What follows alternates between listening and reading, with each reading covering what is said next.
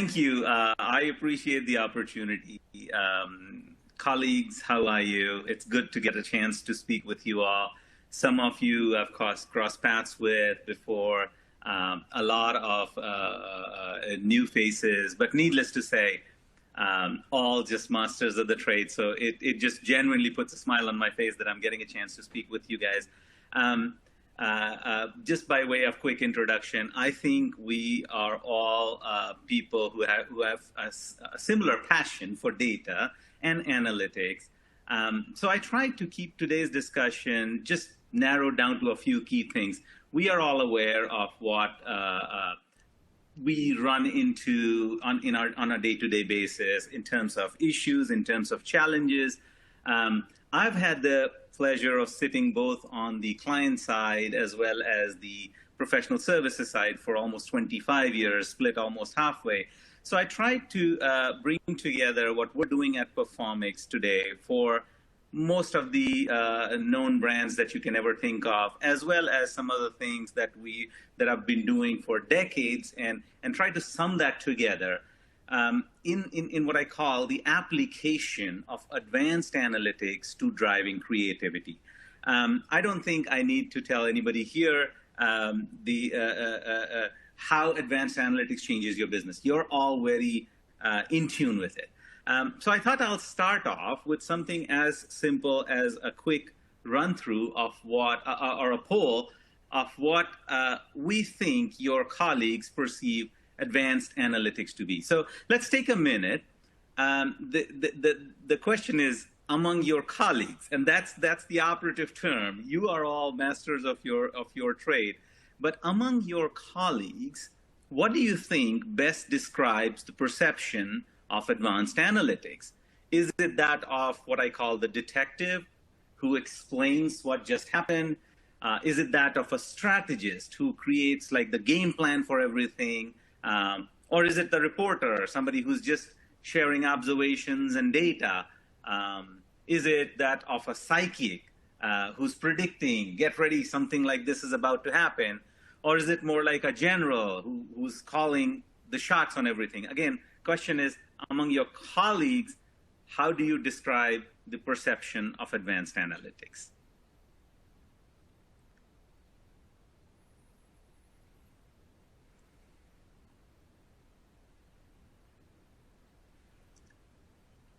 Catherine, let me know when it's good to advance to the results slide. I want to give people a few minutes, a few seconds rather.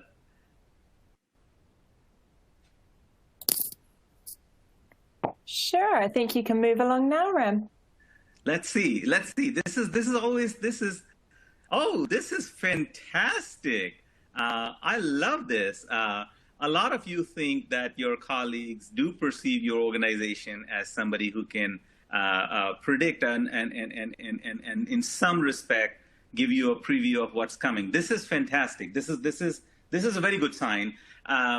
Not surprisingly, a lot of you also thought that the perception is that of the reporter, somebody who would observe and explain what is happening. This is not. This is very pleasant observation. I typically tend to see a lot of people saying, again, the question is, what do your colleagues perceive it to be? A lot of people hovering around the reporter and the detective, but this is very good that I see a lot of people in the psychic area. The general, which is essentially calling all the shots, basically making, I'll cover this in a bit.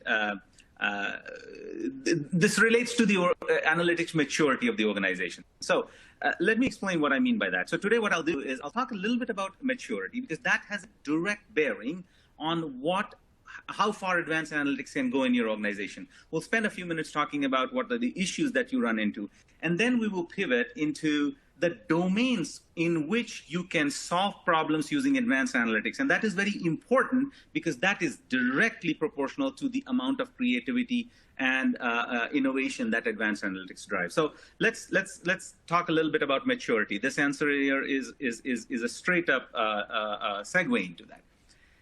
The reason I say advanced analytics, if I ask people what is the definition of it, it is always interesting what I hear, and I say it's a sort of definition because we don't always help ourselves with how we define it. Let's put it this way. A lot of times you'll hear answers that will say advanced analytics is an analytics derivative that uses all sources of data that is available, or multiple sources of data. Some people will say it requires a lot of data mining and rich data preparation, complex analyses, use of different data science methods. It's sophisticated. And many times you'll also hear it just helps us stay ahead of the curve. I put these 4 bullet points for a reason, and I said sort of definition is take a step back. Where in this is the value proposition to the business? We're all masters of our trade. We all know what we're doing, but oftentimes, and I'm not just basing this on my definition. Remember, in my current role at Performics, which I've been at for 4.5 years, coming from the client side for a very long time before that, I've assimilated this across multiple different people, multiple different organizations. These are the common themes that emerge, and I feel myself asking the question, well, that's a starting point. If the definition of advanced analytics in itself is something related to complexity, a little obscure in nature, something that could be nebulous, the business person sitting on the other side is probably asking the question, what does it do for me? And to me, that's one of the starting steps. So that leads to the discussion I wanted to have about analytics maturity. I'm not going to sit here and show you all the different data sources that you guys have access to, right? You're all avid users of data. You're also looking at primary research data. Here are a few pieces. What I'm pointing out is there is a marked difference between what the intent is and what the reality is. eMarketer did this study in 2019, published in 2019, collected respondent data up to December 2018, that said essentially data and advanced analytics is rising to the top. In the next 2 years, this is where a lot of focus is going to be. And I can keep going on. There's another study that was done by Wikibon and Statista.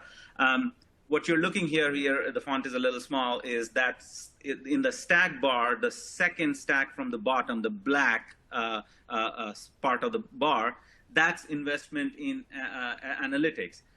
The next 2 stacks are related to computational measures and storage. If you look at all of this together, it's very clear that everybody expects that they're going to be making a sizable investment in advanced analytics in the next few years.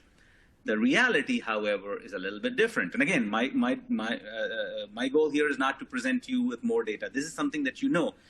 This is a study that McKinsey did a few years ago, and there's many other studies from then to now. If you haven't taken a look at it, I would highly recommend that. What McKinsey was trying to do is try to understand how many people extract value from data. There's a lot of data, and we still oftentimes come across situations where people will say, I don't have enough data. And that is true. But the question to be asked is, are you extracting value from that data, aka using some form of advanced analytics to make decisions, to make benefit-oriented applications? And that disconnect is wide. On your right-hand side, as you see, barely 20, 30% value is being extracted from data. Again, so as I said, my goal here isn't to talk about data. I'll talk a little bit about maturity, and then we'll go quickly into the application part of it. I asked you guys a question, what is your perception of advanced analytics? In my opinion, in using all of the data that I've collected across multiple different clients and the organizations that I have had the pleasure of leading this function at, there's essentially 4 major groups. First, and I'm not talking data maturity, I'm talking analytics maturity here. There are organizations that are metrics driven. In this day and age, almost every organization is. You're looking at the KPIs, you're looking at how things are performing, and you're reporting it out. Nothing wrong with that, but these organizations are metrics driven. Then there are organizations who actually invest in explaining. So metrics driven was the reporter. Then there are organizations that invest in finding out what is happening. Let's say you observed an anomaly between what your expected results were and what your observed results were. Let's say there is an anomaly in a daily performance. Something is happening that you don't know the reason for. And that is where these organizations will use analytical methods to break the problem down, also called as insights, right? Those insights then trigger into some form of experimentation, whether it's an A/B testing, whether it's a control testing, whether it's a multivariate testing. You will launch different markets, try out different combinations, and extract results from it. So essentially, these organizations are experimentation aware, but these are the ones that I would call the detective. Then there are organizations that are risk tolerant. And this is where you start to get into the advanced analytics continuum. This is where you will see people using a lot of data for scenario planning, what-if scenarios, taking risks, basically going out and calculated risk. You're not betting the farm on anything, but nonetheless, you're using a lot of methods, analytical methods, to try to predict outcomes, try to minimize the risk associated with that outcome, essentially starting to take risk. One of the things I had mentioned in my intro video, if any of you saw that, is advanced analytics is allowing us to take risks that we were historically averse to. These are the kind, at this stage in an organization, you're starting to see some of that. And last but not the least, this is where I would put the general and the strategist. These organizations are so evolved that you have very limited silos. You actually have every department in the organization using some form of a data-driven approach to make decisions. The reason I point this out, these 4 stages, and there is no hard and fast rule, and these are not linear in nature. You can go from A to C, or you could go from a metrics-driven organization to aspire to become risk-tolerant or analytics-driven culture. It just means that the level of effort that you would take would differ across those. So before I jump into the issues, let's quickly do another poll. With that in mind, what I just shared with you, what do you think are the key hurdles, key issues in scaling advanced analytics? Don't have enough data, it's too expensive, value proposition not clear, don't have the right talent for it, organizational silos. Let's take a quick minute to respond to this.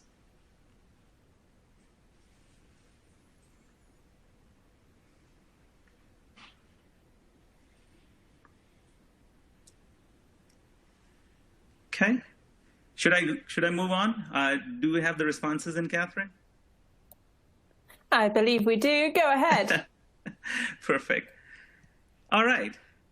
Wow, this is amazing. And again, this one is in line with what I was expecting. There is no right or wrong answer. I'm not surprised with what I'm seeing. Again, I have assimilated this data across, like I said, at least a couple dozen clients. This is not at all surprising to me. Don't have enough data. I see that as a constant theme. I'll talk a little bit about that and what I believe that to imply. It's nobody's saying I don't have enough data to work with. Organizational silo has a direct implication on the amount of data that you have to process. Value proposition not clear. It was one of the reasons why I chose at the beginning of this call to discuss the definition of advanced analytics, right? Don't have the right talent for it. Again, a very big problem. So not surprising. Thank you for these responses. This is fantastic. Let's go into the slide. Now, I talked about this organizational setup, right? Let's overlay some of the most commonly reported issues with advanced analytics. If you're a metrics-driven organization, this is where you see a lot of issues like I don't have enough data, there's organizational silo. These are all, as I said, factors collected by across different clients and different organizations. I've even heard things like, why fix if it is not broken? And again, there's nothing wrong with it. There's no judgment being issued on it. It's just a statement of fact. Lack of governance, insufficient training. You also see you don't have the right talent in it. Obviously, this slide was created before the poll. So you can map directly. When you run into these kind of issues, it typically gives you a little bit of a leeway in terms of helping identify what the maturity of the organization is. These are all a lot of issues reported when you are metrics focused. Nothing wrong with that.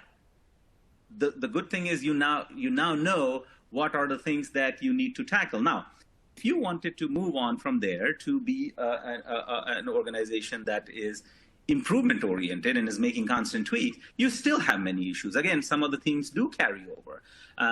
Organizational silo does carry over. Not having enough data, again, in both of these cases, not having enough data is essentially a twofold thing. Sometimes people genuinely don't have a lot of data to work with, and sometimes it's directly proportional to the level of silos that exist in an organization. Everybody sits on their data and nobody wants to share that data, and so it becomes hard to process the cumulative data for better organizational outcomes.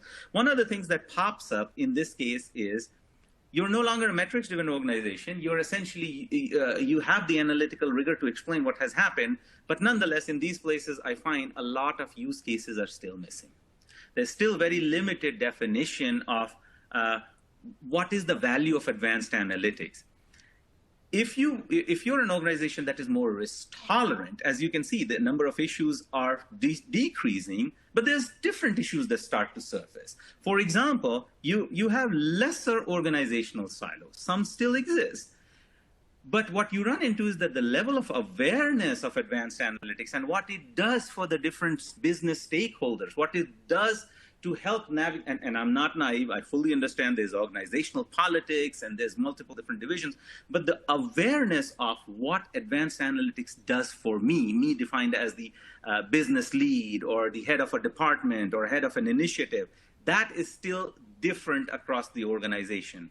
And if you've reached this level of maturity, you know that you're invested in advanced analytics, but then you do run into do I have enough budget? Because an organization in this stage does require some level of an analytics ecosystem to be existing. It's no longer about hire two different people and 2 analysts and 1 programmer and 1 data scientist and you have an analytics-driven organization. That is not the case anymore here.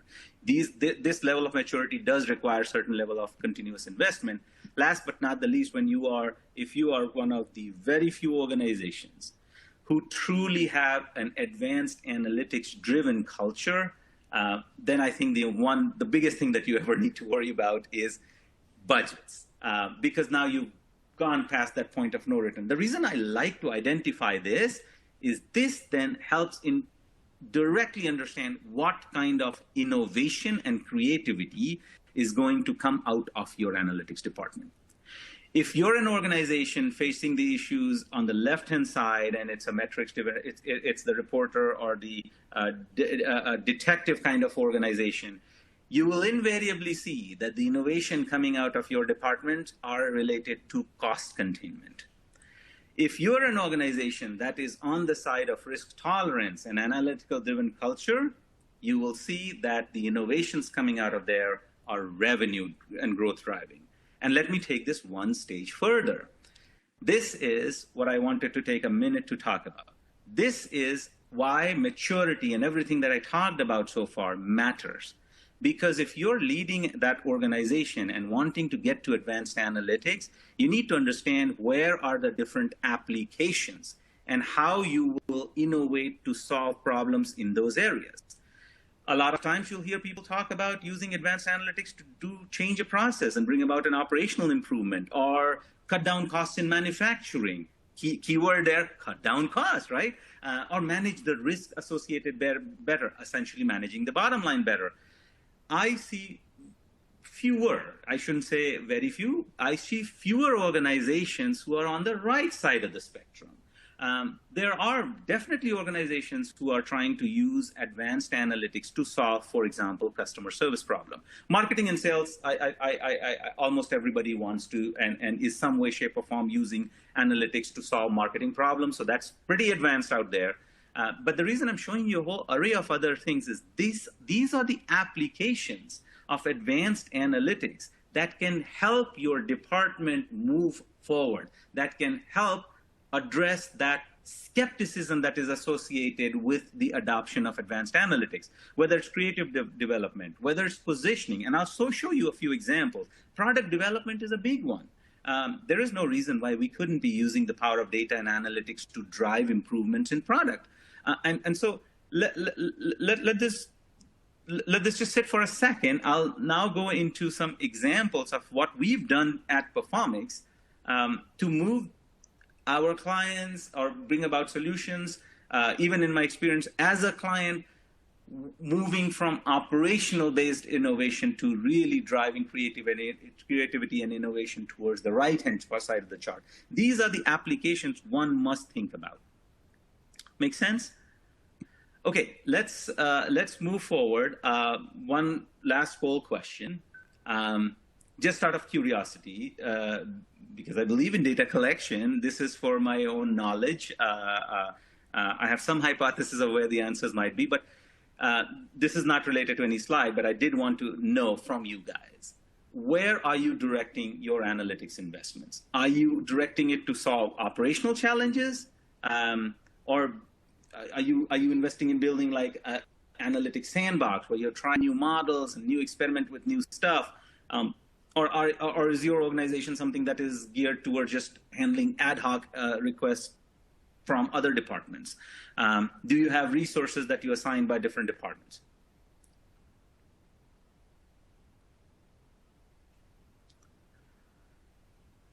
Okay, I'll move on. Perfect. Let's see. Okay, fairly balanced. I am particularly thrilled to see that a lot of you are investing in an analytics sandbox. That is music to my ears, because everything that, remember, I was trying to present this in a very simple manner of understanding what the maturity of the organization is, and then choosing and identifying the problem, because those are the ones that you will need to pick and conquer, but also choosing where the application of advanced analytics is going to go. And in that respect, if you're building a sandbox, if you're building capability to solve problems, you are almost halfway there. You just need to find then the right stakeholders, the right departments who are going to invest in these solutions with you, because it will actually solve a business problem related to the top line growth, not always bottom line. So that is very encouraging to see. Not surprised that a lot of people do invest in solving operational challenges, and this could be the nature of your business. You could be in a business where bottom line is more important than top line. It is plausible, but very interesting insights here. Again, not surprising that many people feel that they're not at a point where they can start assigning resource by different departments of project, because unless you get to the right side of maturity, it's very hard to build a very large organization that can then assign a dedicated amount of time or resources to solving the needs for every business unit. So very good. So with that, let me give you a few examples of what I just talked about, and keeping an eye on time so that I don't run into the Q&A section. But remember, just to recap so far, what I've talked about is maturity and the associated issues with each stage of maturity, so that if you choose point A to point B or point C or point D, you can prioritize which issues you're going to attack. And then the last point that I'm making is, depending on your maturity, whether you're on the left side, cost-based innovation or revenue growth innovation, you do need to find applications that will move you towards the revenue growth, that will really help in advancing your organizations, making them get bigger. So here's a few examples of how we've used advanced analytics for practical applications that pull you forward. This is just my way of showcasing a little bit. I'm not going to share the names of the companies who we've done this. This is not a sales presentation. I'm here to share some of the things that I've done. So I'm going to just give you an overview. Product development. I talked about product development, if you remember, in that spectrum. We build a self-aware machine learning system called Darwin. What Darwin does is Darwin runs hundreds of thousands of computations every minute, and it crunches. We live in a day and age where there is a lot of information to be gleaned using search data, basically looking at organic searches, paid search, because you are all very familiar. 50 or more, 90% of your time, you're on Google or Bing or some search engine looking for some information. When you search for that information and I have access to that information, it also makes me a lot more informed about what stage what are you doing? What is your need? We build a system called Darwin that processes that information. And basically what Darwin is, Darwin was not built as a system to extract insight and tell you cool things that are happening. Darwin was built to optimize. So essentially what Darwin does is it looks at every single query and crunches hundreds of thousands of computations, and it is self-learning. It basically is saying, hey, if you are a product provider and your product is X, your product has a feature of all of these things, but I'm finding that I have to optimize in a whole different other dimension because that is what people are looking for. So what Darwin then does is it doesn't explain any of this thing. It is going to keep optimizing to the needs of what people are searching for, whereas you, as a product owner, might find yourself in a situation where there are certain product features or things that you're pushing on that are not really in lockstep with what the market's looking for. So using a tool like Darwin, that delta becomes very apparent. And that delta then feeds straight into product development. We did this for a very large education client. I also happen to know this industry pretty well because prior to this job, I was the chief marketing officer at Chapman. And so I ran for-profit education marketing functions for a while, including digital, traditional, and analytics. So we did this for a client who is in the for-profit education space.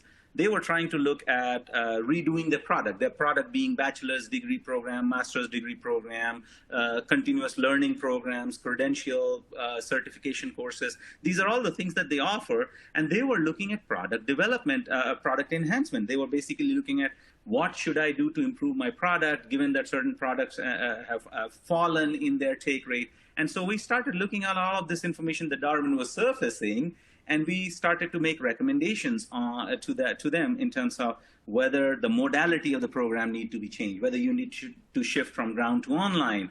That information then started making its way, a lot of analytical information started making its way to the admissions team or the people who are designing the curriculum. All of these people are essentially product designers. And this information, using different models of analyzing the data, started making its way towards product designers. And next thing you know is they started revamping their program.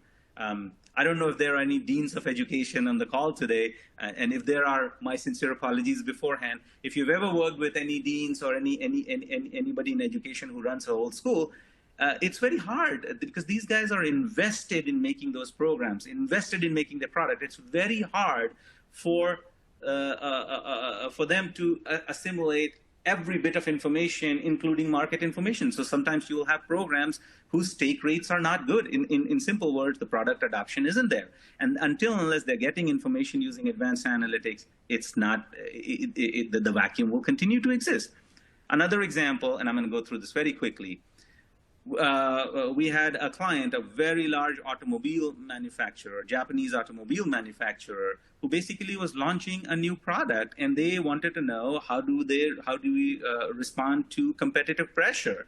And so we build, again, an analytics tool that has been in the market for about 7 years. It's called Bench Tools. It essentially processes terabytes of information. We have servers located across 3 continents around the globe that collects information in 15-minute increments. But basically what it does is it essentially measures the distance between you and your competitor on a whole series of dimensions. And it gives you an ability, and the stuff that you see on this chart that you see on the left-hand side, it's essentially broken down by day part. It not only allows you to understand what the competitor, how far or ahead of the competition you are in, but it also gives you 15-minute increment of day part so that you know what parts of the day competition goes up, what part of the day competition goes down. And so we use this information for this client to launch a new product, launch a new model of a car, and it was one of the most successful launches. Again, application of advanced analytics to something that is revenue driving. You don't always have to build it yourself. That's one of the other key things that I found across my clients. We use, for example, we build some things and we use other people's solutions sometimes. The idea here is to, if you're using somebody else's solution, the idea here is to solve for a business problem. You can build a own layer for it. You can hire somebody else to do it. In this case, customer service is another application. We've run into so many situations where people basically to either drive sales address the needs of the customers better, we use essentially an IBM Watson application for this that essentially processed a lot of call data in real time and broke it down in pieces. We used advanced analytical methods to identify the weight of each touch point. In simple words, what we tried to do is essentially identify what conversation in what context is the most important to close the need that the customer has. And that resulted, for this large insurance provider, that resulted in shorter call, better call dispositions. If you guys are exposed to that industry, you know call dispositions are all manual and self-selected. Not anymore. In this solution, it led to a lot better call disposition, significantly reduced time. Last example, workflow automation. We build a natural language processor that can be directed towards any trending topic, any trending conversation. If it's like right now, whether it's coronavirus or last year, if when the holidays were a thing, certain months of the year, recreation and entertainment activity. There's a lot of conversation early part of the year, conversations around financial needs and investment and taxes. We have so many areas where people talk about themes. We build a natural language processor that associates all these trending topics and essentially identifies different campaigns that the client may be running, and it associates trending topics with those campaigns, thereby saving, this message might be very familiar to a lot of you, things like thousands of work hours to manually do that. We did this for one of the top social media companies. You all use it. But essentially, my point in these examples, and that's it, I'm done with the examples.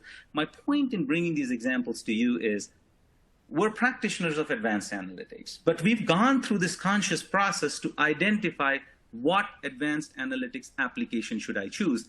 And so in closing, I will say, if you are an advanced analytics practitioner or a believer in analytics, which everybody on this call is, I would highly encourage you to do a sincere mapping of what your maturity level is. It's the paramount, it's a thing that of paramount importance that you need to know. You don't have to share this with anybody, but unless you know that, you do not know what your end state's going to be, which is my second point. I realistically identify what your target is, and then along the journey, you do not have to solve every problem, but choose the ones that will become the biggest hurdle for you.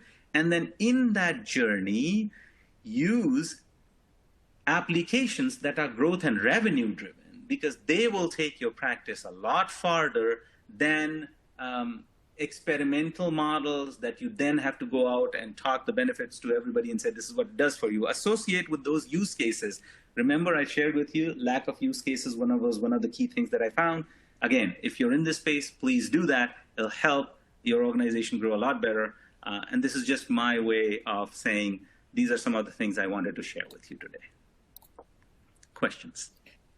Brilliant. And we've had some great questions come in from the audience, and we do still have a bit of time. So if you do think of any, pop them into the Q&A module you can see on your screen. So this person has popped in. I have a question. How to talk about the value proposition in ways that can drive a data strategy when working with non-technical founders?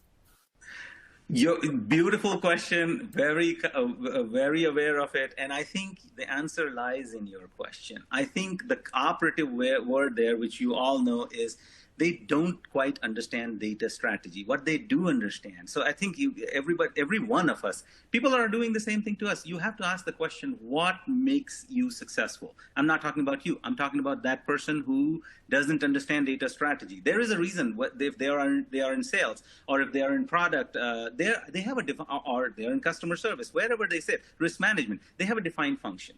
I think one of the things that we've had a lot of success is listening more, talking less, basically trying to understand from them what makes them successful. And it is okay to say, you know what, today I don't have an application of advanced analytics for you. Let me go back and think of one. But I think a lot of people are so passionate about what they do that they quickly start talking about the features of what they do. I have on this call, I could go back and start talking about all kind of different models that I've spent my time working on it. What good will it be, right? I'm not associating that to an application. So the answer lies in your question. which is basically what makes them successful. It also can translate into investment from them. It can also help you with your budget. If you're going to the next budget season and partnering with them as an application that can help grow their revenue or solve for their problem, it'll pull along your organization a lot better. So my one sentence answer after this long rant would be, please spend some time trying to understand what makes them successful. If you have a solution, it'll go a long way. If you don't, just tell them you're going to work on a solution that'll make them successful. Brilliant. And sticking with that theme of kind of the lay folk when it comes to data, what training do you personally provide to your team to build on those skills in statistics and data science? Very good question. So, Catherine, we have a very large team, and we have people coming from different backgrounds. We selectively build a team that way.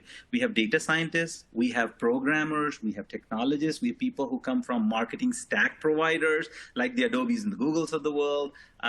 We basically do two things. Internally, we build a lot of training modules that we expose people to in a round-robin manner. So we don't just build a solution. When we do build a solution, we have a decentralized structure in analytics. We do a bi-monthly round-robin for about an hour and a half. Not round-robin as in like not everybody speaks. If you have built a solution or if you're working on something, you get the chance to educate your other colleagues what you are, in analytics, that is.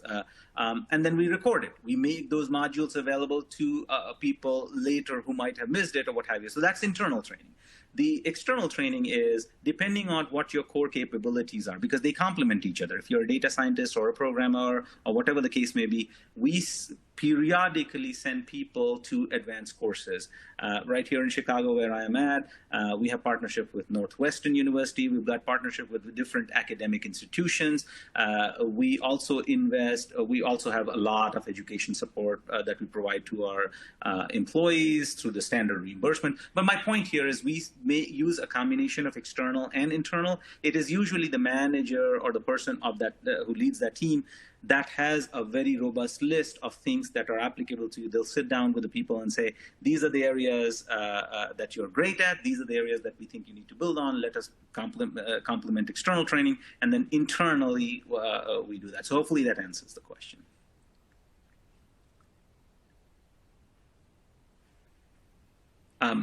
Hey, Catherine, am I on mute or are you? I'm on mute. Look at me. It's right at the end and I've made a mistake. So I'm conscious of time, so I'm going to pick one last question. And I love this because it's beautifully simple. How do you define advanced analytics, assuming there is a difference from regular analytics?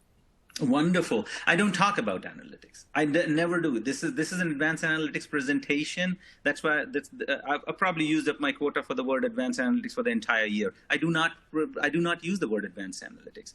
I essentially, that product chart that I was showing you, that is what I essentially land up using. Whenever I'm in front of my clients or my partners or my business partners, different heads of different divisions, I'm essentially always talking about how can I drive revenue or reduce cost? That's usually my starting point. And then the question then automatically transcends into how can we do it? And that's where I basically say we have certain methods by which you can either stitch data or analyze data better or run different data science models. I try to minimize the depth of what I do because it is very easy for me to get carried away and start talking about that. I do not use the word advanced analytics. 4.5 years ago, when I first started here, I was hired for that reason. I was hired to build an advanced analytics practice.